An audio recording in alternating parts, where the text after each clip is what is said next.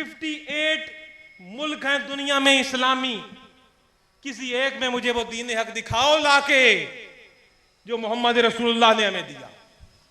मुसलमान, हमारी हालत क्या है? चोर जिधर जाएं दुनिया में, दहशतगर्द जिधर जाएं दुनिया में, झूठे जिधर जाएं दुनिया में।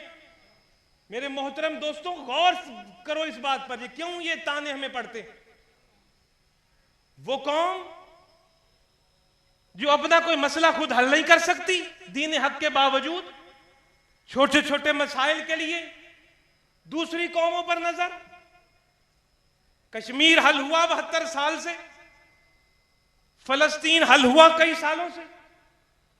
जो कौम अपने मसाइल खुद हल नहीं कर सकती, इस दीन हक होने के बावजूद, उसकी वजह दीन हक वो नहीं रहा हमारे अंदर जो दीन हक है।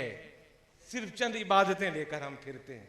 ये आपके फिक्रे थे मेरे, इस शख्सियत के रोजे के आगे बैठे हैं, उसने इस दीन हक का प्रचार किया, यहां वो दीन हमें दिखाया। और जाओ आज यहां से झोलियां भर के जाओ और मुझसे वादा करके जाओ, जो यहां नहीं हो मेरा पैगाम उन तक पहुंचाओगे। ये मेरा पैगाम नहीं, सैयद मोहम्मद अब्दुल्ला शाह रहमतुल्लाह अलैह का पैगाम है।